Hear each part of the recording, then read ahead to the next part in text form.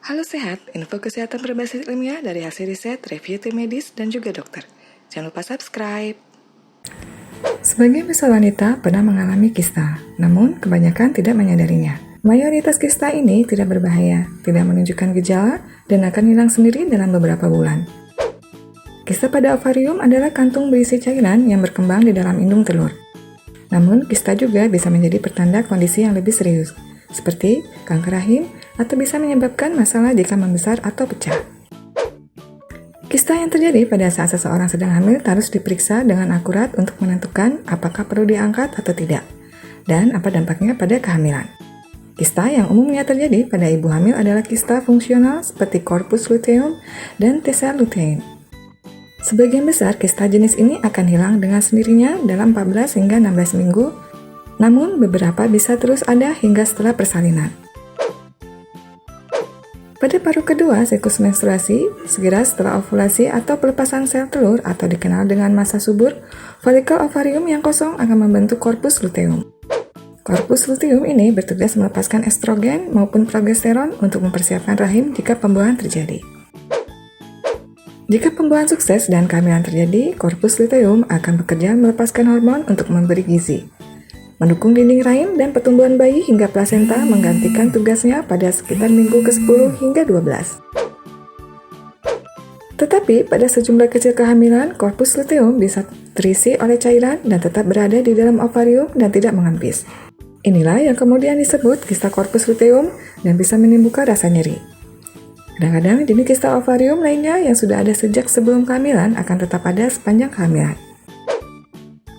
Meskipun kebanyakan kista tidak menyebabkan nyeri atau gejala-gejala lain, beberapa kista ovarium bisa menimbulkan tanda-tanda sebagai berikut. Nyeri yang bisa timbul di perut bagian bawah atau seputar panggul di bagian kista berada. Rasa kembung yang dialami ibu hamil dan rasa tertekan di perut yang tidak bisa dideteksi oleh ibu hamil. Biasanya kista yang pecah bahkan saat hamil bukanlah sesuatu perlu dikhawatirkan. Cairan dari kista akan menghilang dan kista yang pecah akan sembuh dengan sendirinya. Kadang-kadang yang dibutuhkan saat kista pecah hanyalah minum obat untuk mengatasi nyeri dan istirahat hingga kista sembuh. Tetapi kebanyakan dokter akan menyarankan pengawasan melalui observasi, USG, dan monitoring sebagai pengobatan yang dipilih bila kista pecah saat terjadi kehamilan. Namun, jika ada kekhawatiran akan terjadinya infeksi akibat pecahnya kista ini, atau jika terjadi pendarahan dan rasa nyeri yang tidak tertahankan, maka dokter mungkin akan menyarankan pembedahan. Pemeriksaan rutin menggunakan USG pada saat kehamilan bisa mendeteksi adanya kista, bahkan yang tidak menimbulkan gejala yang umumnya adalah kista fungsional yang akan hilang dengan sendirinya. Bila ditemukan kista ovarium saat kehamilan, keputusan klinis yang harus diambil bisa jadi cukup sulit. Tindakan yang diambil dokter bisa berbeda. Ada dokter yang merekomendasikan pengangkatan kista secara menyeluruh, gumpalan kista yang diameternya lebih besar dari 6 cm dan tetap ada hingga trimester kedua, dan itu harus diangkat. Namun, ada juga dokter yang akan mengangkat kista bila sudah lebih besar dari 8 cm, dindingnya tebal atau semi padat. Ibu hamil yang terdeteksi mengalami kista trimester pertama dan tidak membutuhkan tindakan darurat akan diawasi hingga minggu ke-16 kehamilan untuk memberi waktu bagi kista fungsional untuk menghilang sendiri untuk mencegah pengangkatan corpus luteum yang bisa membahayakan kehamilan, serta untuk menghindari resiko penggunaan anestesi dan pembedahan di trimester pertama. Namun, jika pembedahan memang dibutuhkan, maka dokter akan berusaha sebisa mungkin untuk melakukan pembedahan.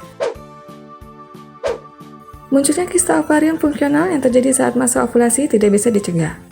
Berita baiknya, sebagian besar kista ovarium yang terjadi saat kehamilan adalah tidak berbahaya. Tetapi bila pasien mengalami nyeri atau gejala-gejala tidak wajar lainnya, maka harus segera memberitahu dokter. Pemeriksaan USG dan MRI adalah cara yang aman dan bisa membedakan antara gumpalan yang jinak dengan yang ganas. Jika kista menyebabkan nyeri namun tidak membahayakan, dokter atau bidan akan meminta pasien untuk beristirahat dan meresepkan obat pereda nyeri yang aman. Jika kecurigaan bahwa kista akan tumbuh menjadi ganas, maka pendekatan multidisiplin harus dilakukan. Dan pasien harus dirujuk ke spesialis yang berpengalaman menangani kondisi seperti ini agar kehamilan bisa tetap berlangsung dengan aman. Jika pasien pernah mengalami kista corpus luteum pada satu kehamilan, maka belum tentu kista akan kembali muncul di kehamilan berikutnya. Demikianlah informasi mengenai kista yang terjadi pada masa kehamilan. Bila ada pertanyaan dan pendapat, bisa dituliskan di kolom komentar. Info yang kami berikan telah melalui validitas informasi kesehatan yang aktual dengan pendekatan ilmiah. Direview tenaga ahli dan dokter. Jangan sampai Anda melewatkan info kesehatan yang krusial dan mungkin dapat menyelamatkan keluarga dan teman kita. Jangan lupa subscribe dan nyalakan lonceng notifikasi agar tidak ketinggalan info dari Halo Sehat.